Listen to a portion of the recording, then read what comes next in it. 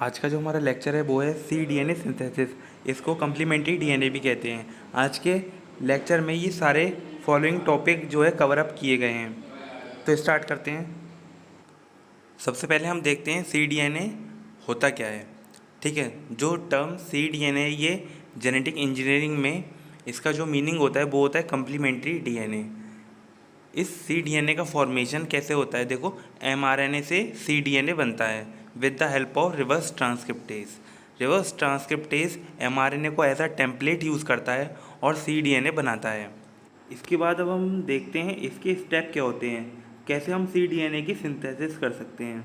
इसमें दो point main है, पहला है आइसोलेशन ऑफ mRNA और सेकेंड है सिंथेसिस ऑफ द cDNA। ठीक है, सबसे पहले हम फर्स्ट स्टेप को स्टडी करते हैं, isolation of the mRNA। Isolation of the mRNA के लिए हम सबसे पहले सेल से RNA को एक्सट्रैक्ट कर लेंगे। इस एक्सट्रैक्ट किए हुए RNA के अंदर तीनों RNA प्रेजेंट होंगे, mRNA, rRNA, tRNA। ठीक है, लेकिन इन तीनों RNA में जो mRNA होता है वो सबसे ज़्यादा स्पेसिफिक होता है क्योंकि उसमें पॉली ए टेल प्रेजेंट होती है।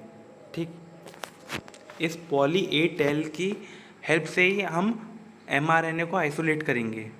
इसके लिए हम oligo dt column chromatography technique को परफॉर्म करेंगे। ठीक है, यहाँ पर mRNA है जिसमें पॉली ए टेल प्रेजेंट है। ठीक, और जो tRNA और rRNA है उसके अंदर पॉली ए टेल प्रेजेंट नहीं होती है। तो जो क्रोमेटोग्राफी का कॉलम होता है उसकी जो मैट्रिक्स होती है उसके अंदर इसमें अटैच कर देते हैं ओलिगो dt कॉलम। ठीक, यहाँ पे ओलिगो dt प्रेजेंट है। तो यहाँ पर जो A है, A के कॉम्प्लीमेंट्री T होता है। तो जब हम RNA का मिक्सचर कॉलम क्रोमेटोग्राफी से गुजारते हैं तो क्या होता है, ये जो mRNA है वो mRNA का जो पॉली ए टेल है वो T के साथ कम्प्लीमेंट्री सीक्वेंस बना लेता है और वो इससे ज्वाइन हो जाता है। और क्या, और जो बाकी के RNA होते हैं यानी कि rRNA और tRNA ये कॉलम से बाहर निकल जाते हैं, इल्यूट हो जाते हैं। ठीक है, ये सबसे पहले बाहर निकल जाते हैं rRNA और tRNA। अब हमारे कॉलम के अंदर खाली mRNA प्रेजेंट होता है जो ओलिगो dt कॉलम के साथ बाइंड रहता है। ठीक, इसको लो सॉल्ट बफर से बाद में इल्यूट कर लिया जाता है। एक यहाँ पर देखो इसी चीज़ को दिखाया गया है, ये mRNA है, इसमें पॉली ए टेल है और ये बाइंड कर गया हमारे ओलिगो dt वाले रीजन से। ठीक है, ये हमारे मैट्रिक्स के अंदर प्रेजेंट होता है ओलिगो dt वाला रीजन, और पॉली ए टेल तो mRNA के अंदर प्रेजेंट ही होती है। ठीक, only mRNA bind to matrix by poly A hybridization with poly T. ठीक, वॉश RNA एंड tRNA दोनों वॉश आउट हो जाते हैं सबसे पहले, और उसके बाद क्या किया जाता है, इल्यूट किया जाता है लो सॉल्ट बफर से, तो हमारा mRNA आइसोलेट हो जाता है कॉलम से। ठीक, यहाँ पर हमारा फर्स्ट स्टेप कंप्लीट होता है आइसोलेशन ऑफ द mRNA वाला। अब आते हैं नेक्स्ट स्टेप पे, synthesis of the complementary DNA और cDNA। तो जो हमारा cDNA होता है उसके अंदर दो स्टैंड होते हैं, पहला स्टैंड और दूसरा स्टैंड। सबसे पहले हम पहले स्टैंड को फॉर्म करते हैं, उसके बाद पहले स्टैंड का यूज़ करके सेकंड स्टैंड को बनाते हैं। तो पहले स्टैंड का फॉर्मेशन के लिए हमें क्या क्या रिक्वायरमेंट होती है, पहले स्टैंड को अगर हमें फॉर्म करना है तो चारों DNTPs हमारे पास होनी चाहिए, reverse transcriptase, oligo T primer and buffer. ठीक है, ये फर्स्ट स्टैंड को फॉर्म करने की पूरी थ्योरी लिखी हुई है, ये वाली पूरी। ठीक है, आप इसे अपने पेपर में लिख सकते हैं, मैं सीधे डायग्राम से ही समझा देता हूँ। यहाँ पर हमारा mRNA है। ठीक है, ठीक, जिसमें पॉली ए टेल है। ठीक, ये पॉली ए टेल का यूज़ क्या, टेल का ही यूज़ करके हम डीएनए कम्प्लीमेंट्री डीएनए का फर्स्ट स्टैंड की सिंथेसिस करेंगे। ठीक है, अब यहाँ पर पॉली ए टेल के कम्प्लीमेंट्री यानी कि ओलिगो dt प्राइमर हम इसमें ऐड कर देते हैं। ये जो ओलिगो dt प्राइमर है इसका जो 3' वाला एंड है, ठीक, इसका यूज़ करके रिवर्स ट्रांसक्रिप्टेज और जो चारों DNTPs हैं वो यूज़ करके हमारा पहला स्टैंड cDNA का फॉर्म होने लगता है। ठीक है, ये पहला स्टैंड फॉर्म हो रहा है और ये cDNA का कंप्लीट स्टैंड फॉर्म हो जाता है। जब cDNA का कंप्लीट स्टैंड फॉर्म हो जाता है तो यहाँ पर हमारा बनता है DNA RNA हाइब्रिड।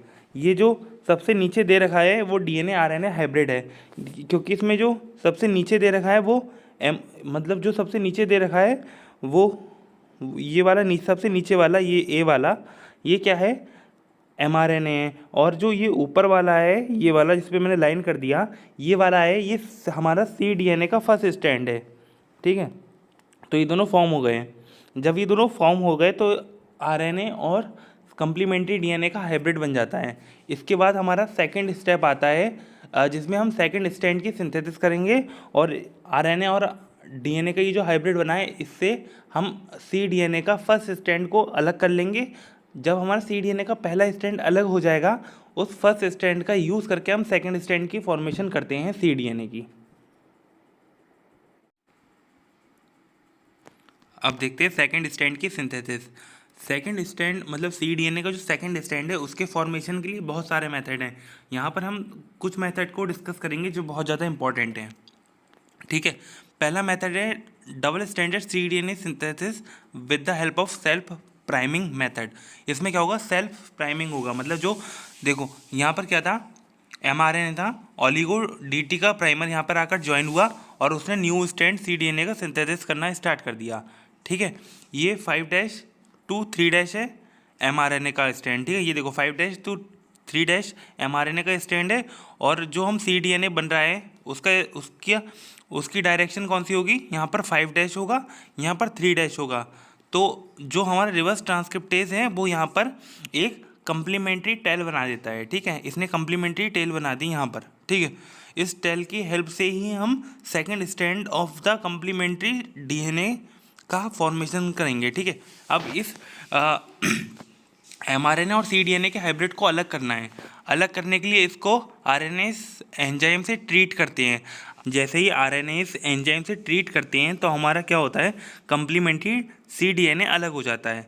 ये जो कम्प्लीमेंट्री cDNA है इसके पास कम्प्लीमेंट्री टेल होती है जिसकी सिंथेसिस की है रिवर्स ट्रांसक्रिप्टेज एंजाइम ने। ये इसके पास कम्प्लीमेंट्री सीक्वेंस होते हैं और ये फोल्ड होकर hairpin loop like structure बना देती है। ये hairpin loop like structure 3' end provide करता है और वर्क करता है एज अ प्राइमर। ठीक है, यहाँ पर क्या होता है, पॉलीमरेज एंजाइम आता है और सेकंड स्टैंड की सिंथेसिस स्टार्ट कर देता है और यहाँ पर हमारा सेकंड स्टैंड भी DNA का बनकर तैयार हो जाता है। जब हमारा सेकंड स्टैंड बनकर तैयार हो जाता है, ये सेकंड स्टैंड बनकर तैयार हो गया, उसके बाद S1 न्यूक्लियस क्या करता है, लूप को कट कर देता है। S1 न्यूक्लियस एंजाइम हम बाहर से ऐड करते हैं और वो इस हेयर पिन जो लूप बनी थी यहाँ से इसे कट कर देता है और हमारा डबल स्टैंडर्ड DNA तैयार हो जाता है। इस डबल स्टैंडर्ड DNA पर टर्मिनल ट्रांसफरेज एंजाइम की हेल्प से न्यू सीक्वेंस को ऐड कर देते हैं ताकि हम इसको वेक्टर के अंदर डाल सकें। ठीक है, क्योंकि cDNA का मेन यूज़ यही होता है क्लोनिंग में। तो ये क्लोनिंग के लिए इन्होंने यहाँ पर ये C ऐड किया है with the help of terminal transferase enzyme. ठीक, तो यहाँ पर सेकंड स्टैंड भी cDNA का फॉर्म हो चुका है। ये cDNA का सेकंड स्टैंड फॉर्म करने का पहला मेथड था। इसके बाद हम देखेंगे दूसरा मेथड। अब देखते हैं सेकंड मेथड क्या है। सेकंड मेथड है double standard cDNA synthesis by the RNA replacement and nick translation. ये देखो, ये पहला ये जो सिंगल लाइन दिख रहा है ये है mRNA और ये जो जिगजैग करके बनाया ये कम्प्लीमेंट्री DNA का पहला स्टैंड है। DNA RNA हाइब्रिड है ये। ठीक है, इसको क्लेव करना है, मतलब जो इसमें RNA वाला कंपोनेंट है उसे रिमूव करना है। तो इसके लिए RNase H एंजाइम का यूज़ करते हैं और जो RNA वाला कंपोनेंट होता है वो रिमूव हो जाता है, लेकिन mRNA का कुछ पार्ट रह जाता है। जैसे कि ये वाला हिस्सा रह गया, ये वाला हिस्सा रह गया और ये वाला हिस्सा रह गया और ये वाला। ठीक है, ये जितने भी हिस्से हैं mRNA के ये प्राइमर की तरह वर्क करते हैं और यहाँ पर पॉलीमरेज एंजाइम आता है, ये DNA पॉलीमरेज फर्स्ट आता है और DNTPs आते हैं और यहाँ पर कम्प्लीमेंट्री DNA का सेकंड स्टैंड की सिंथेसिस स्टार्ट हो जाती है। ठीक, जब ये सेकंड स्टैंड की सिंथेसिस स्टार्ट हो जाती है तो इनको ज्वाइन करने के लिए T4 DNA लाइगेज का यूज़ किया जाता है और यहाँ पर डबल स्टैंडर्ड cDNA फॉर्म हो जाता है। अब मूव करते हैं नेक्स्ट मेथड पे। Method number 3, synthesis of the second strand of the complementary cDNA with the help of random primer या प्राइमिंग। ठीक है, इसमें क्या है, एक है mRNA और एक है cDNA, हाइब्रिड है दोनों का। इसमें डीनेचुरेशन प्रोसेस करेंगे और क्या करेंगे, हम अपना जो cDNA है उसको अलग कर लेंगे। इस cDNA पर क्या करेंगे, रैंडम प्राइमर डाला जाएगा। ये रैंडम प्राइमर के साथ इसे ट्रीट किया जाएगा। रैंडम प्राइमर कहीं भी बाइंड हो जाते हैं और ये रैंडम प्राइमर हेक्सामर होंगे। ठीक है, हेक्सामर मतलब 6 न्यूक्लियोटाइड के बने होंगे। तो ये 6 न्यूक्लियोटाइड के प्राइमर जो होते हैं ईजिली और जल्दी से और कई जगह बाइंड हो जाते हैं। ये रैंडम प्राइमर जैसे ही बाइंड हो जाएंगे उसके बाद इस रैंडम प्राइमर का यूज़ करके DNA polymerase, T4 DNA polymerase और चारों DNTPs यूज़ होके इसका सेकेंड स्ट्रैंड सिंथेसिस स्टार्ट हो जाएगी। इसका सेकेंड स्ट्रैंड बनने लगेगा। जब इसका सेकेंड स्ट्रैंड बन जाएगा तो वो फ्रैगमेंट में बनेगा। उन्हें जोड़ने के लिए T4 लाइगेज का यूज़ किया जाएगा और हमारा डबल स्टैंडर्ड cDNA बनकर तैयार हो जाएगा। इसके बाद फोर्थ मेथड आता है। देखो फोर्थ मेथड देखो क्या है, सिंथेसिस की जाएगी second strand of the complementary DNA की with the help of tailing method.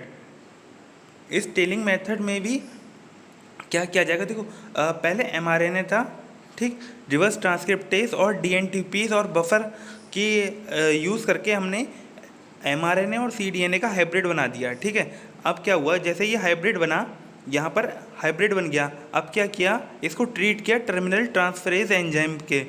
जैसे ही टर्मिनल ट्रांसफरेज एंजाइम और DCTP से ट्रीट किया तो इसने क्या किया, जो हमारा cDNA वाला कंपोनेंट था, ये जो cDNA वाला है इसमें एक टेल ऐड कर दी CCCC की। ठीक है, यहाँ पर बहुत सारे C ऐड कर दिए टर्मिनल ट्रांसफरेज ने DCTP का यूज़ करके। यहाँ पे बहुत सारे, यहाँ पर जैसे उसमें पॉली ए टेल है ना, इसके अंदर पॉली ए टेल की जगह यहाँ पर C वाली टेल इसके अंदर इसने अटैच कर दी टर्मिनल ट्रांसफरेज ने।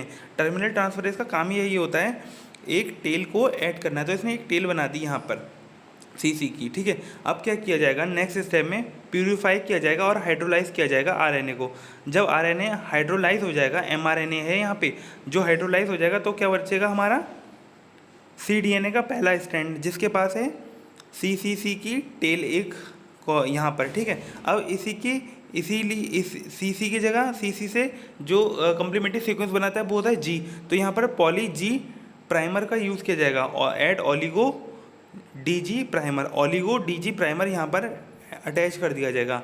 अब क्या होगा, पॉलीमरेज DNA पॉलीमरेज फर्स्ट का यूज़ करके जो कम्प्लीमेंट्री DNA उसका सेकंड स्ट्रैंड की सिंथेसिस होने लगेगी और सेकंड स्ट्रैंड भी उसका बन के तैयार हो जाएगा। तो यहाँ पर इस मेथड के द्वारा भी cDNA का जो सेकंड स्ट्रैंड है उसकी सिंथेसिस की जाती है। तो ये 4 मेथड थे जो बहुत ज़्यादा इंपॉर्टेंट है cDNA के सेकंड स्ट्रैंड को बनाने में।